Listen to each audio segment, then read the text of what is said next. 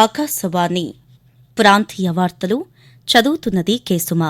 ముఖ్యాంశాలు: రబీ సీజన్కు సంబంధించి 6 పంటలకు కనీస మద్దతు ధర పెంపును కేంద్ర మంత్రివర్గం ఆమోదించింది. ఆంధ్రప్రదేశ్ను ప్రగతి పదంలో నిలిపి ఉంచే 6 కొత్త విధానాలకు రాష్ట మంత్రివర్గం ఆమోదం తెలిపింది. నైరుతి బంగాళాఖాతంలో ఏర్పడిన వాయుగుండం ఈ రోజు చెన్నై సమీపంలో తీరం దాటే అవకాశముందని భారత వాతావరణ శాఖ తెలిపింది. హైదరాబాద్ నగరంలో ప్రభుత్వ ఆస్తుల పరిరక్షణ కోసం హైడ్రాకు అధికారాలను బదిలీ చేస్తూ ప్రభుత్వం ఉత్తర్వులు జారీ చేసింది.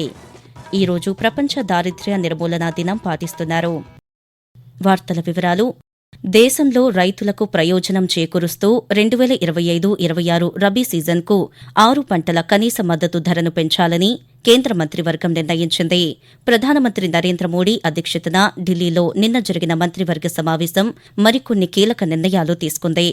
ప్రస్తుతం క్వింటాలు 2,275 రూపాయలుగా ఉన్న గోధుమల మద్దతు ధరను 2,425 రూపాయలు, 1,850 రూపాయలుగా ఉన్న బార్లీ ధరను 1,980 రూపాయలు, 5,440 రూపాయలుగా ఉన్న శనగల ధరను 5,650 రూపాయలకు పెంచారు. క్వింటా 6,425 రూపాయలుగా ఉన్న కందుల ధరను 6,700 రూపాయలు, 5,650 రూపాయలుగా ఉన్న ఆవాల ధరను 5,950 రూపాయలకు, 5,800 రూపాయలుగా కుసుమల ధరను 5,940 రూపాయలకు పెంచారు. మంత్రివర్గం తీసుకున్న నిర్ణయాలను కేంద్ర సమాచార ప్రసార శాఖ మంత్రి అశ్విని వైష్ణవ్ పాత్రికేయులకు తెలియజేశారు. కేంద్ర ప్రభుత్వ ఉద్యోగులకు డీఎన్ఎస్ అలవెన్స్ డీఏ, పెన్షనర్లకు డీఎన్ఎస్ రిలీఫ్ డీఆర్ను గత జులై 1వ తేదీ నుండి చెల్లించాలని కూడా మంత్రివర్గం నిర్ణయించిందని వివరిస్తూ, हमारे केंद्र सरकार के जितने भी एम्प्लॉइज हैं उन सबको बधाई। आज कैबिनेट ने डीए और पेंशनर्स के लिए डीएनएस रिलीफ इसको 3% बढ़ाया है और टोटल 9,448 करोड़ एनुअली हमारे सेंट्रल गवर्नमेंट के एम्प्लॉइज के पे चेक में ऐड होगा। बहुत बधाई सबको। इसका कैलकुलेशन वगैरह सब स्टैंडर्ड एक फॉर्मूला से होता है, all India consumer price index for industrial workers, उसके हिसाब से इसका कैलकुलेशन होता है। तो दिवाली से पहले सभी केंद्र सरकार के सभी कर्मचारियों को हार्दिक अभिनंदन और बधाई, और सभी साथियों को भी आज उपस्थित आप हुए, आप सबको धन्यवाद। ఆంధ్రప్రదేశ్ను అన్ని రంగాలలో ప్రగతి పదంలో నిలిపి ఉంచేందుకు ఉద్దేశించిన 6 కొత్త విధానాలకు రాష్ట మంత్రివర్గం ఆమోదం తెలిపిందని ముఖ్యమంత్రి నారా చంద్రబాబు నాయుడు తెలిపారు. వెలగపూడి సచివాలయంలో నిన్న జరిగిన రాష్ట మంత్రివర్గ సమావేశం అనంతరం ఆయన పాత్రికేయులతో మాట్లాడుతూ, రానున్న 5 ఏళ్లలో 20 లక్షల ఉద్యోగాల కల్పనే లక్ష్యంగా నూతన కార్యక్రమానికి శ్రీకారం చుడతామని చెప్పారు. థింక్ గ్లోబల్లీ, యాక్ట్ గ్లోబల్లీ అన్న నినాదంతో ముందుకు వెళతామని, ప్రభుత్వం తీసుకురానున్న ఈ నూతన విధానాలు రాష్ట ప్రగతిని కొత్త పుంతలు తొక్కిస్తాయని తెలిపారు. రాష్ట్రానికి 30 లక్షల కోట్ల రూపాయల మేర పెట్టుబడులు సాధించాలనే లక్ష్యం నిర్దేశించుకున్నామని చంద్రబాబు నాయుడు వివరిస్తూ, 5 సంవత్సరాల్లో 20 లక్షల ఉద్యోగాలు కల్పించే విధానానికి శ్రీకారం చుడుతున్నాం. జాబ్ ఫస్ట్, ఉద్యోగాలకు ప్రాధాన్యత ఇచ్చాం. 1 family 1 entrepreneur, this is the slogan. Speed of doing business ఎంత స్పీడ్ గా చేయగలుగుతాం వర్కౌట్ చేస్తాం. మల్టిపుల్ సింగిల్ ఏదైతే ఉన్నారో ఎలిమినేట్ చేసేసి సింగిల్ డెస్క్ పెట్టి ఎంత ఫాస్ట్ గా చేయగలుగుతాం సింగిల్ విండోలో చేస్తాం. 10 లక్షల కోట్లు, 7.5 లక్షల ఉద్యోగాలు ఈ సెక్టర్ నుంచి రావాలని చెప్పి ఒక ప్లాన్ చేసుకున్నాం. నైరుతి బంగాళాఖాతంలో ఏర్పడిన వాయుగుండం ప్రభావంతో రాయలసీమ, దక్షిణ కోస్తా జిల్లాలలో భారీ వర్షాలు కురుస్తున్నాయి. శ్రీ పొట్టి శ్రీరాములు నెల్లూరు జిల్లా, నెల్లూరు, చిత్తూరు, తిరుపతి, అన్నమయ్య, ప్రకాశం, పల్నాడు, గుంటూరు జిల్లాలలో భారీ వర్షాలు కురుస్తున్నాయి. వాయుగుండం ప్రభావంతో కురుస్తున్న వర్షాలకు వాగులు, వంకలు పొంగి ప్రవహిస్తున్నాయి. పల్లపు ప్రాంతాలు జలమయమయ్యాయి. వాయుగుండం చెన్నైకి 200 కిలోమీటర్లు తూర్పు ఆగ్నేయంగా, నెల్లూరుకు 270 కిలోమీటర్లు ఆగ్నేయంగా నైరుతి, దానికి ఆనుకుని ఉన్న పశ్చిమ మధ్య బంగాళాఖాతంలో కేంద్రీకృతమైంది. ఇది తీవ్ర అల్పపీడనంగా బలహీనపడి ఈ రోజు ఉదయం చెన్నైకి సమీపంలో తీరం దాటే అవకాశముందని భారత వాతావరణ శాఖ ఐఎండీ తెలిపింది. వాయుగుండం తీరం దాటే సమయంలో గంటకు 40 నుండి 50 కిలోమీటర్ల వేగంతో గాలులు వీస్తాయని, మత్స్యకారులు సముద్రంలోకి వేటకు వెళ్లరాదని వాతావరణ శాఖ సూచించింది. ప్రకాశం, నెల్లూరు, పల్నాడు, గుంటూరు, చిత్తూరు, తిరుపతి, కడప, అన్నమయ్య జిల్లాలలో ఆకస్మిక వరదలు సంభవించే అవకాశముందని కూడా వాతావరణ శాఖ హెచ్చరించింది. ఆకాశవాణి ప్రాంతీయ వార్తలు వింటున్నారు. వాయుగుండం ప్రభావంతో ప్రకాశం జిల్లాలో ఎదురయ్యే పరిస్థితులను ఎదుర్కోవడానికి ఆంధ్రప్రదేశ్ విపత్తు నిర్వహణ బృందం సిద్దంగా ఉందని బృందం ఆర్ఎస్ఐ వి సుధాకర్ తెలిపారు.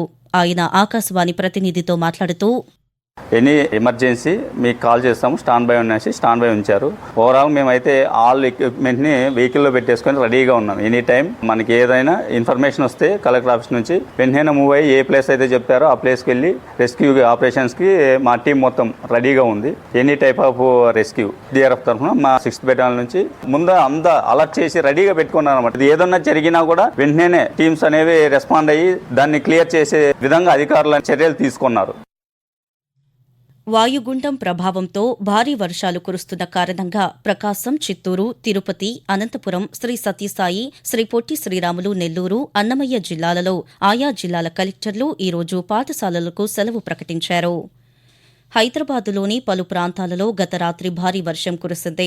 సికింద్రాబాద్, బోయినపల్లి, తిరుమలగిరి, ఆల్వాల్, పారడైజ్, మారేడుపల్లి, చిలకలగూడ తదితర ప్రాంతాల్లో కురిసిన వర్షానికి రహదారులు జలమయమయ్యాయి.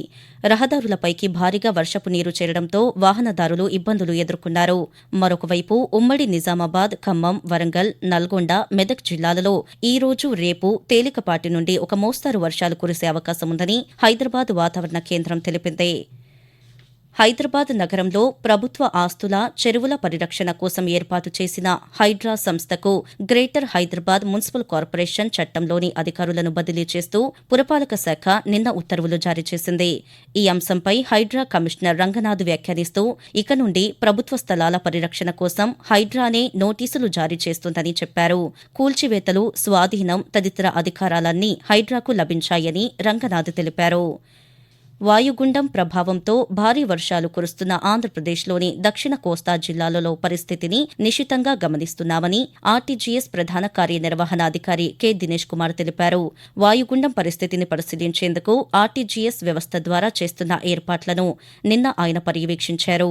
ఈ సందర్భంగా దినేష్ కుమార్ మాట్లాడుతూ అధికంగా వర్షాలు కురిసే జిల్లాల్లో మొత్తం 4845 సర్వేలెన్స్ కెమెరాలను ఏర్పాటు చేశామని, శ్రీ పొట్టి శ్రీరాములు, నెల్లూరు, ప్రకాశం, తిరుపతి, చిత్తూరు, కడప జిల్లాలలో ఆర్టీజీఎస్ సిబ్బంది క్షేత్రస్థాయిలో పరిస్థితిని తెలుసుకుంటున్నారని చెప్పారు. కేంద్ర ప్రభుత్వం ఆంధ్రప్రదేశ్కు కేటాయించిన ఐఏఎస్ అధికారుల కాటా అమ్రపాలి, రొనాల్డ్ రాస్, ఏ వాణిప్రసాద్, వాకాటి కరుణలను తెలంగాణ ప్రభుత్వం నిన్న రిలీవ్ చేసింది. దీంతో ఈ అధికారులు ఆంధ్రప్రదేశ్ ప్రభుత్వానికి పనిచేయనున్నారు. ఈ అధికారులు ఆంధ్రప్రదేశ్కు వెళ్లవలసిందేనని డిపార్ట్మెంట్ ఆఫ్ పర్సనల్ ట్రైనింగ్ విభాగం డీఓపీటీ ఆదేశించింది. డీఓపీటీ ఆదేశాలను central administrative tribunal, Telangana high court కూడా సమర్థించడంతో వీరు తెలంగాణ రాష్ట్రాన్ని వీడవలసి వచ్చింది. రిలీవ్ అయిన 4 ఐఏఎస్ అధికారుల స్థానంలో ఇన్ఛార్జ్ అధికారులను తెలంగాణ ప్రభుత్వం నియమించింది. అలాగే ప్రస్తుతం ఆంధ్రప్రదేశ్లో విధులు నిర్వహిస్తున్న ఐఏఎస్ అధికారులు సి హరికిరణ్, లోతేటి శివశంకర్, జి సృజనలను తెలంగాణ ప్రభుత్వానికి రిపోర్ట్ చేయమని హైకోర్టు ఆదేశాలు జారీ చేసింది. తెలంగాణ రాష్ట్రంలోని మెదక్ జిల్లా శివంపేటలో నిన్న సాయంత్రం జరిగిన రహదారి ప్రమాదంలో 7 మరణించారు. మృతులలో 4 మహిళలు, 2 బాలికలు ఉన్నారు. ఉసిరికపల్లి గ్రామం వద్ద వేగంగా వెళుతున్న ఒక కారు అదుపు తప్పి రహదారి పక్కన చెట్టును ఢీకొనడంతో ఈ ప్రమాదం జరిగింది. దీంతో కారులో ప్రయాణిస్తున్న 7 వ్యక్తులు అక్కడికక్కడే మరణించారు. పోలీసులు కేసు నమోదు చేసి దర్యాప్తు చేస్తున్నారు. ప్రాంతీయ వార్తలు ముగించే ముందు ముఖ్యాంశాలు మరోసారి. రబీ సీజన్కు సంబంధించి 6 పంటలకు కనీస మద్దతు ధర పెంపును కేంద్ర మంత్రివర్గం ఆమోదించింది. ఆంధ్రప్రదేశ్ను ప్రగతి పదంలో నిలిపి ఉంచే 6 కొత్త విధానాలకు రాష్ట్ర మంత్రివర్గం ఆమోదం తెలిపింది. నైరుతి బంగాళాఖాతంలో ఏర్పడిన వాయుగుండం ఈ రోజు చెన్నై సమీపంలో తీరం దాటే అవకాశముందని భారత వాతావరణ శాఖ తెలిపింది. హైదరాబాద్ నగరంలో ప్రభుత్వ ఆస్తుల పరిరక్షణ కోసం హైడ్రాకు అధికారాలను బదిలీ చేస్తూ ప్రభుత్వం ఉత్తర్వులు జారీ చేసింది. ఈ రోజు ప్రపంచ దారిద్ర్య నిర్మూలనా దినం పాటిస్తున్నారు. ఆకాశవాణి ప్రాంతీయ వార్తలు ఇంతటితో సమాప్తం.